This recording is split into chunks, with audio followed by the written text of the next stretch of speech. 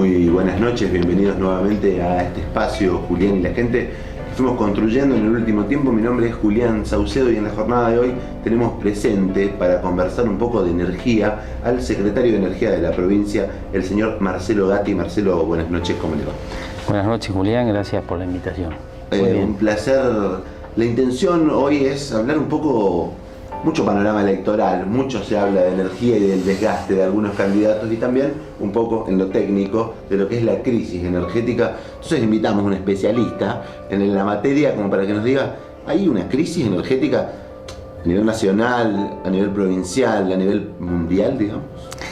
Bueno, el país, digamos, vive una situación, ¿no es cierto?, que si comparamos con otros años es diferente, no vive una situación con holgura, digamos, en cuanto al abastecimiento, ¿no es cierto? Y ustedes lo pueden comprobar recordando en, digamos, temporadas estivales, ¿no es cierto?, o en invierno. En este caso tuvimos un invierno muy suave, si se quiere. Bueno, las situaciones que se generan, ¿no es cierto? Es decir, digamos, escasez de gas y como consecuencia de ello restricciones a la industria. En el verano, como consecuencia del cambio climático, la utilización masiva de los acondicionadores también se registran problemas en ciudades donde años atrás era impensable ver este tipo de problemas, es decir, que enfrenta situaciones digamos, difíciles, ¿no es cierto?, en cuanto a el abastecimiento también. El país ha ingresado en una etapa de importación, sí, ¿no es cierto? Antes este país se autoabastecía, bueno, hoy importa gas natural, importa combustibles también y bueno, habrá que trabajar durante varios años para volver al autoabastecimiento, ¿no? Uno piensa mucho, o en particular el que no conoce tanto de energía, piensa en energía y piensa en energía eléctrica. Hay distintos tipos de energía. Esta energía que a nosotros nos falta, en algunas ocasiones se trae de otro lado. ¿Es porque generamos más y necesitamos más energía? ¿Es porque dependemos más de la energía? Digamos, ¿dónde se genera o hay una falla estructural? Bueno, las poblaciones crecen y con ello las demandas eléctricas también, ¿no es cierto? Y un crecimiento vegetativo, es decir, cada vez la demanda de energía es mayor. En nuestra zona es electrointensiva porque no tenemos, digamos, salvo Paso de los Libres, ¿no es cierto?, otra fuente de energía que la energía eléctrica, ¿no es cierto? No tenemos concretamente al presente gas natural por redes, digamos, y la mayoría del abastecimiento en cuanto a gas refiere es a través de garrafas de GLP, ¿no es cierto?, entre otros, ¿no? Entonces, digamos, a medida que crece la población, crece la actividad industrial, crece la demanda, es indispensable. Y es por ello que debemos procurar lograr, digamos, establecer a través de nuestros potenciales nuestra propia matriz. Hoy no tenemos otra que la del propio Estado Nacional.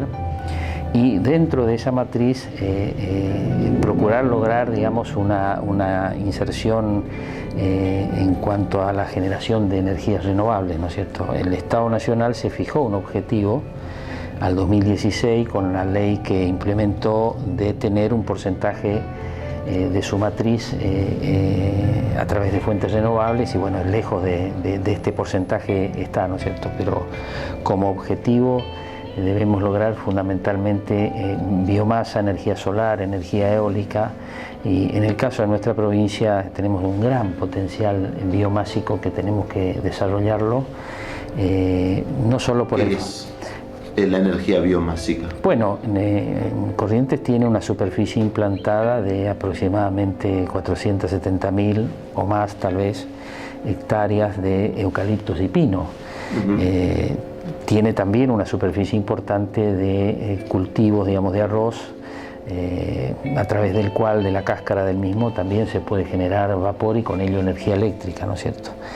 Y estas centrales, que a partir de madera fundamentalmente pueden generar vapor y con el vapor, digamos, contribuir al secado de madera y agregar valor a la producción primaria, ubicadas en puntos estratégicos de la red, extienden el horizonte de abastecimiento de la misma. Es decir, que es un tema muy importante Para lo cual seguramente a futuro habrá que corregir también el tema de, digamos, la remuneración de este tipo de centrales, de suerte tal que el repago de las inversiones que se hagan se produzcan en un tiempo menor al que con las tarifas que tenemos hoy se producen, ¿no es cierto? Pero este es un tema importante a desarrollar. ¿Está trabajando en el desarrollo de eso? Bueno, esto depende... Parece muy complejo, digamos, claro, tener claro. gente capacitada, porque se ven fuertes esfuerzos de los estados, tanto nacional, provincial, incluso de multiestados que se juntan, caso Yacyretá, por decir un caso, hay miles, que se juntan e invierten, pero como que no se le termina de encontrar el agujero al mate. No, en este tema, digamos, tenemos un desarrollo pendiente, ¿no es cierto? Y son muy pocas las que se han logrado en el país, algunas de ellas en la zona de caña de azúcar, ya existentes, pero es por el tema de tarifas, que no, digamos, no vinieron inversiones, ¿no? Y no resultó atractiva, digamos, la remuneración ofrecida para que este tipo de inversiones se den, ¿no es cierto? Pero bueno, es una tarea futuro que esperamos en los próximos años podamos lograrla y como decía anteriormente, formar nuestra matriz con una fuerte componente de energías renovables y entre ellas la biomasa por el alto potencial que tiene nuestra provincia, ¿no?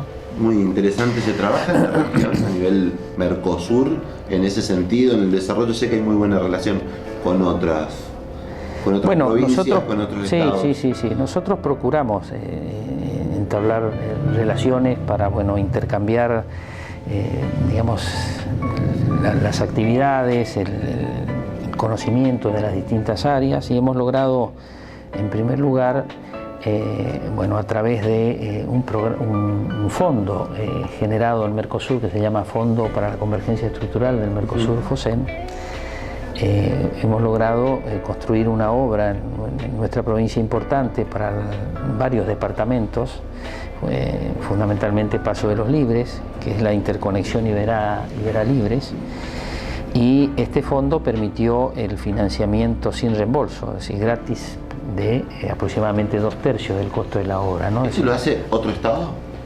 No, esto lo aprueban en conjunto otros estados que integran el Mercosur. El proyecto y los estudios eléctricos, socioeconómicos, ambientales se hicieron aquí.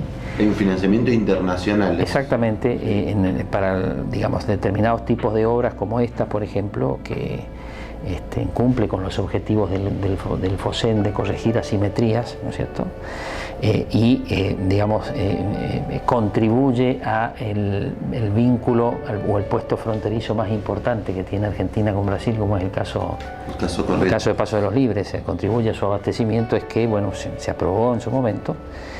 Y esto, bueno, nos permitió después de esta experiencia también avanzar en procura de lograr el interés para los estudios de otros proyectos que, bueno, en mi opinión son estratégicos para la provincia, pero en este momento están, digamos, en consideración para su eventual, digamos, aprobación en cuanto a la firma de cartas de intenciones, concretamente en este caso por parte de Brasil, claro, que permita a partir de la misma recorrer juntos el camino de los estudios.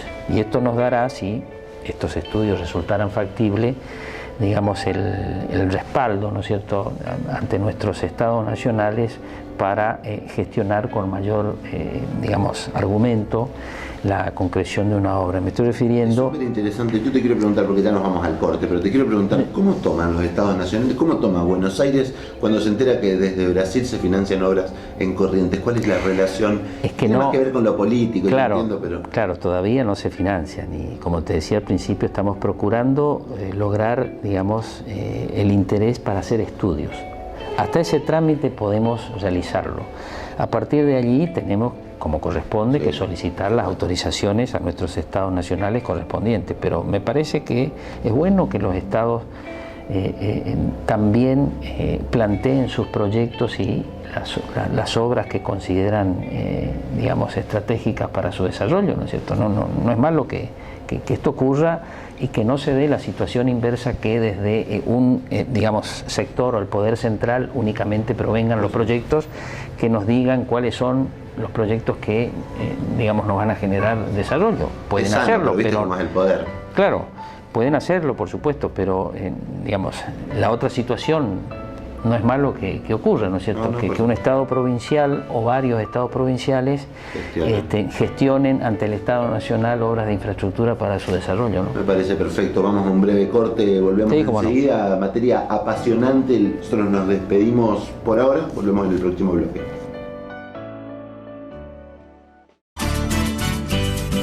Tener el primer parque industrial maderero del país. Eso es ir para adelante. Gobierno de Corrientes.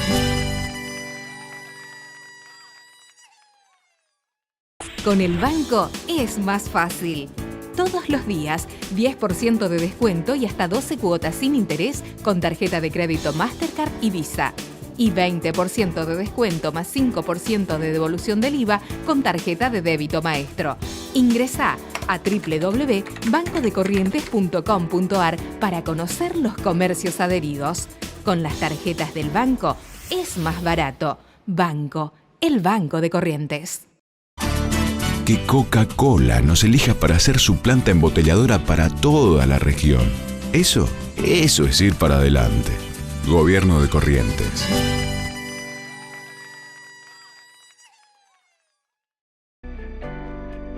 Estamos de vuelta con el ingeniero Marcelo Gatti, secretario de Energía de la provincia.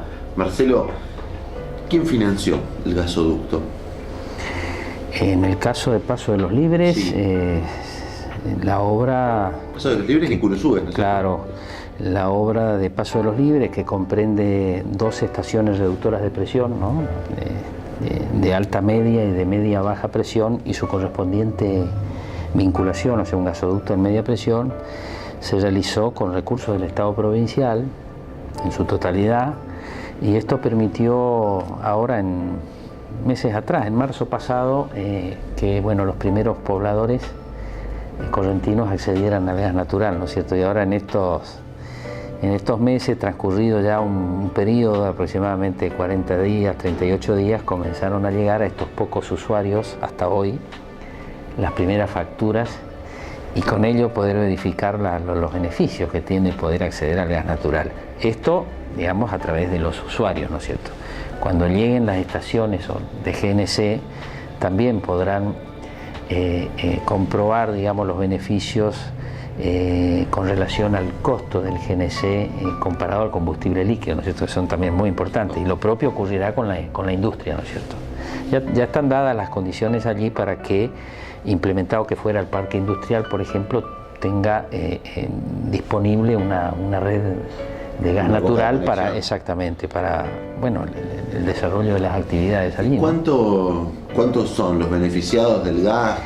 La red es muy lento, y esto a veces a uno, digamos, hoy justamente me comuniqué para ver cuántos pidieron el acceso, ¿no es cierto? Porque claro, hay que hacer trabajos adentro de la casa, de adaptación de las instalaciones. Y este es un tema que hace, digamos, entre otros seguramente, que el proceso sea lento. La inserción en Entre Ríos, en Córdoba, en Tucumán, digamos, fue en muchos años lenta, ¿no es cierto? De a poco se van conectando. Estos trabajos de adaptación, hoy me decían, actualizando un poco los precios, digamos, de 3 bocas, ¿no es cierto? O sea, el reemplazo de la cocina que hay que adaptar, el reemplazo del calefón, ¿no? Y bueno, y alguno para calefacción, que en esta zona, por lo que vemos en este invierno, cada vez se usa menos. Está aproximadamente, me decían, entre 10 y 12 mil pesos. Yo tenía entendido que el costo era menor, pero hoy me actualizaron, ¿no? Y este es el costo que hay que buscar, digamos, financiamiento, y para ello, bueno, hay antecedentes. ¿Por domicilio, ¿no es cierto? Puede salir 200 Claro, pesos. Por domicilio, dependiendo del tamaño de la vivienda, ¿no es cierto? Pero estamos hablando de un beneficio de cuánto puedo pagar en estos 38 días de uso. Lógico, pero además, si se logra un financiamiento de 2 o 3 años, ¿no es cierto?, que, digamos, a través de un banco se puede lograr un convenio entre el banco y la prestadora. Y esa cuota viene en la factura de gas, ¿no es cierto?, de repago del costo de las instalaciones. Y la tiene que hacer... Un gran intermediario, el Banco de Corrientes, y acá estamos... Claro, es que seguramente, claro, seguramente será así, digamos. Sí, sí. Y aprovecho esta oportunidad para comentarte también que estos trabajos lo tiene que hacer una persona que esté habilitada. ¿Y hay técnicos? Por quien tiene la concesión, que en este caso es Gasnea, y está habilitado por el Estado Nacional, porque la actividad gasífera en el país está en jurisdicción federal. En consecuencia, el organismo regulador es el Ente Nacional Regulador del Gas, el ENARGAS, ¿no? Entonces, sí, por supuesto, en Paso de los Libres entiendo que hay 2 matriculados habilitados por Gasnea para realizar estos trabajos. La realización de los trabajos. Exactamente. ¿Por qué se empezó por el sur del Bueno, la porque en los años... Federal, No, pero no es una cuestión que haya dependido de un Estado provincial. Esto ocurrió como consecuencia de una crisis que vive el Brasil a fines de la década del 90, principios del 2000 se termina, se construye a raíz de ello, muy bajos niveles de hidraulicidad. La matriz energética de Brasil, a diferencia de la matriz argentina, tiene una componente muy alta relacionada a la hidroelectricidad, tiene muchas centrales hidroeléctricas, distinto del caso argentino, que es fundamentalmente térmico y depende del gas y del combustible líquido, fundamentalmente, ¿no? Entonces, como consecuencia de esa crisis que vive Brasil, se construye este gasoducto que atraviesa la provincia de Entre Ríos en diagonal y entra de los 400 y tantos kilómetros, 140 discurren por territorio correntino, pero en el vértice, digamos, del sudeste. Esa es la razón por la cual se hace primero Paso de los Libres, porque está muy cerca de allí. Porque por ahí pasaba el gasoducto. Por ahí pasó, claro. Bueno, este gasoducto lo construyó o se construyó con inversión privada y, bueno, era para abastecer una central de Uruguayana que hoy está parada porque a los pocos años Argentina vive, digamos, esta situación difícil que comentamos al inicio, no tiene gas, se convierte en importador. Argentina compra buques metaneros que, digamos, ingresan a Bahía Blanca y Escobar, ¿no es cierto?, y compra Bolivia también, o sea, no le alcanza hoy el gas que produce para su abastecimiento, entonces mucho menos para exportar, y este compromiso que hizo no lo pudo cumplir, ¿no es cierto? En consecuencia, esa central quedó parada. O sea, funciona. Estamos usando lo que invirtió otra persona y en realidad estamos como... Bueno, el gasoducto quedó con capacidad ociosa. Hoy tiene una capacidad ociosa pero enorme, digamos. La mayor parte de su capacidad está ociosa, no se utiliza. Entonces, Entre Ríos, por supuesto, a varias localidades de su provincia conectó y sigue conectándose de este gasoducto, ¿no es cierto? Y está también cerca, poco más distancia, pero cerca de Curuzú-Cuatiá y de Montecaseros, ¿no es cierto? Porque hay una estación de medición en Colonia Libertad. Entonces, de Curuzú-Cuatiá estamos aproximadamente 35 kilómetros y de Montecaseros 25. En el caso de Curuzú-Cuatiá, claro, en el caso de Curuzú-Cuatiá están en plena ejecución las 2 estaciones reductoras de presión y su correspondiente vínculo de aproximadamente 5 kilómetros, y habrán visto hace poco tiempo la apertura para la compra de caños de los 30 y tantos, 36, 35 kilómetros. Compramos un poco más de caños, ¿no es cierto?, 38 creo, para el gasoducto en alta presión desde Colonia Libertad Curuzú-Cuatiá, que para el próximo año esperamos que se haga la otra licitación, digamos, ahora con posterioridad a esta que está en su etapa final de evaluación. Una vez que se firme el contrato, se haga la otra licitación, que es la construcción del gasoducto, y con ello pueda acceder Curuzú-Cuatiá también al gas natural y a los beneficios que esto representa, ¿no? Vamos a buen ritmo. No quiero que dejes con de recursos del Estado le sale provincial. A una persona que tiene hace 38 días gas, ¿cuánto le sale? ¿Esta es la factura? Acá traje una, sí, como no. Existe la factura, eso es muy bueno ver. Sí, Esta es la factura. Sí, sí. Esto tiene el logo de la empresa, porque uno muchas veces piensa quién les cobra, cómo se cobra, dónde se paga.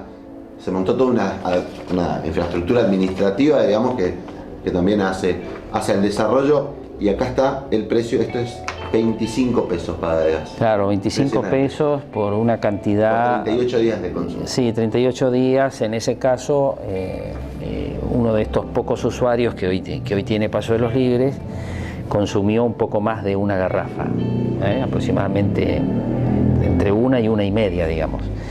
Y otro usuario que, digamos, trabaja en gastronomía, es decir, que usa bastante el gas natural y anda, exactamente, sí, 34 pesos.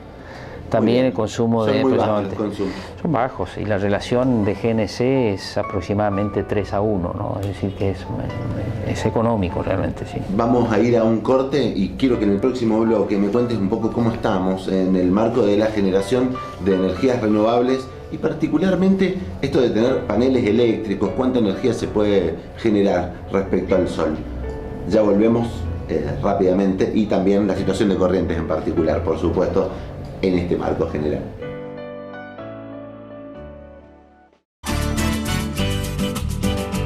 Ser el primer productor nacional de arroz, eso es ir para adelante. Gobierno de Corrientes.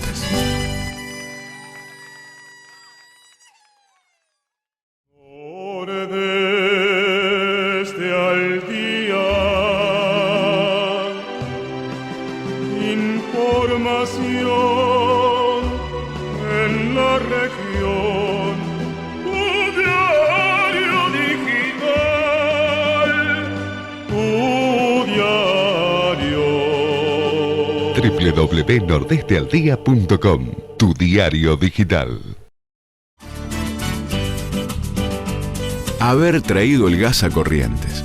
Eso es ir para adelante. Gobierno de Corrientes.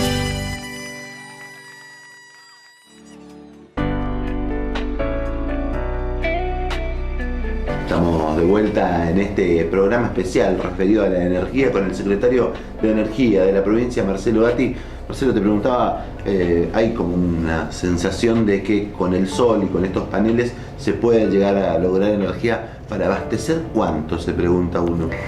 Bueno, no, en el caso, digamos, de nuestro país, como te decía al principio, Argentina se trazó un objetivo y realmente el porcentaje logrado al presente es muy escaso, muy pequeño.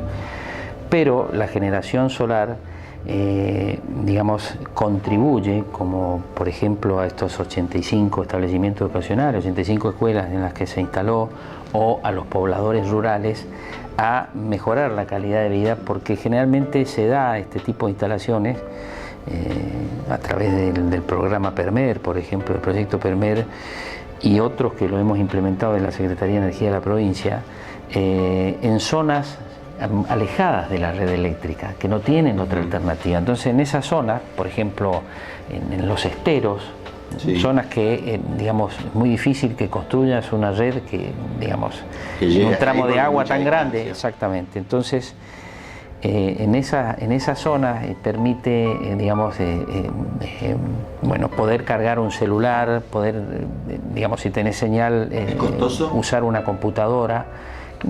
Arrancó con un valor, digamos, un poco más elevado, y cada vez se fabrican en China muchos paneles, entonces cada vez los costos van bajando, digamos, bastante, ¿no? ¿Qué tanto panel tengo que tener para poder prender una tele, cargar un celular? Bueno, en estas escuelas que te estoy comentando, creo que eran 85, se instalaron, digamos, una cantidad de paneles que permiten, digamos, la utilización de un televisor, de ventiladores, bueno, la iluminación. En este caso, como tienen un inversor y trabajan en 220, podés, hasta, digamos, para uso sanitario, ¿no es cierto?, nebulizadores podés utilizar. Ya te dije las comunicaciones, es decir, el cambio en la calidad de vida para ese tipo, digamos, de poblador, o para es importante. Es importante, y anécdotas muy lindas. ¿Instalar en Pellegrini una máquina que es como un cajero? En Pellegrini, claro, es un gabinete similar a un teléfono público, pero eso es un cargador de celulares que se utiliza también en otros lugares, ¿no es cierto? El cargador de celulares solares. Entonces, nos pareció que en conjunto con el Ministerio de Turismo estamos trabajando, y nos pareció que, digamos, es una zona ideal para arrancar, porque, bueno, es un lugar turístico importante, la energía solar es sana, digamos, amigable con el medio ambiente. Entonces allí, bueno, además de este tema de cargadores, estamos procurando también lograr iluminación a través de LED con generación eólica y solar. Estamos tramitando, que después en otra oportunidad te cuento en más detalles, una central solar de 3 megavatios a través de la 108, una resolución de la Secretaría de Energía para Carlos Pellegrini, ¿no? Y esto, digamos, contribuirá al abastecimiento de de esta localidad que está a 120 kilómetros de la estación transformadora más cercana, si se quiere. ¿Cómo ¿no? estamos en Corrientes? Ahora que se viene. Estamos viviendo este veranito de San Juan Bueno, previo. como siempre, agregando infraestructura, que aclaramos también que, digamos, la infraestructura no resuelve todos los problemas, pero si uno compara la situación anterior, digamos, nuestro sistema de transporte, el sistema de distribución con obras que realiza la Dirección Provincial de Energía, en este momento el mismo tiene mayor capacidad, ¿no es cierto? Hace pocos años se dio la habilitación de la interconexión Mercedes-Goya, esto a cargo del Estado Nacional una parte, y la ampliación de la estación Mercedes para conectar Mercedes-Goya a cargo del Estado Provincial. Se dio la construcción de una estación acá en nuestra capital con su correspondiente interconexión, Corrientes Este, 122 millones de pesos, inversión total a cargo del Estado Provincial. Se han ampliado estaciones transformadoras en la provincia, se compraron transformadores, 2 transformadores de 30 MVA, aproximadamente 24 millones de pesos de inversión. Hace pocos días firmamos contrato para la construcción de la interconexión Bruñes-Saladas, que beneficiará entre 10 y 11 municipios en forma directa e indirecta, 83 millones de pesos a cargo del Estado Provincial. Se está reparando la interconexión Libres-La Cruz, esta es otra obra importante. Se construye en el norte, acá en la capital, la interconexión Paso Patria-Pirayú, aproximadamente 30 millones de pesos también a cargo del Estado Provincial. Se construye el cierre norte a través de un convenio firmado con el Ministerio de Planificación y el gobernador de la provincia. Es decir, mejoró mucho la situación en la provincia, en el interior. La inversión que se realiza es una inversión realmente importante. Entiendo que es muy federal, que hay energética. inversiones como en muchos lugares. Con relación al gas, hablábamos anteriormente, el Paso de los Libres, aproximadamente 17 millones, y ahora se agregarán otros entre 4 y 5 millones más para un tramo de 3 kilómetros de red troncal de distribución de gas natural. También esto a cargo del Estado Provincial. Lo propio ocurre en Curuzucuatiá, con las obras que están contratadas, aproximadamente 17 millones, en la licitación solamente de la cañería. Estos 38 kilómetros que te comenté están en el orden de 32 millones de pesos, y posteriormente ¿Aportes nacionales no vienen nunca? Bueno, en el caso del gas, ¿hay programas? estamos gestionando... Hay una Secretaría Nacional de Energía, ¿no es cierto? Secretaría de Energía de la Nación. ¿Esto tiene programas? ¿Funciona así como funcionan otros organismos? Bueno, con el tema del gas ha consejos. ocurrido que se firmó un fideicomiso en otros años, y que el mismo establecía la remisión de fondos por parte del Estado Nacional al Estado Provincial, que bueno, por distintas razones no llegaron nunca. No llegaron. Entonces el Estado Provincial tomó a su cargo. No obstante ello, continúa reclamando y gestionando para que estas obras prometidas que permitirán el acceso al gas a otras poblaciones lleguen, ¿no es cierto? Esto, digamos, estamos en forma permanente y esperamos en el futuro lograrlo, ¿no? Es muy difícil desde lo técnico trabajar en lo político. ¿Cómo te sentiste? Soy una persona muy preparada en lo técnico y que por ahí le cuesta un poco esas relaciones que en la política se dan, se dan tan alocadas, a veces tan tocó módicas. Gestionar en este escenario, ¿no es cierto? Desde años atrás, obras importantes, participar en la gestión de las mismas, ¿no? Duraron muchos años. El caso de Mercedes-Goya, recuerdo la primera nota en septiembre, creo que de 2006.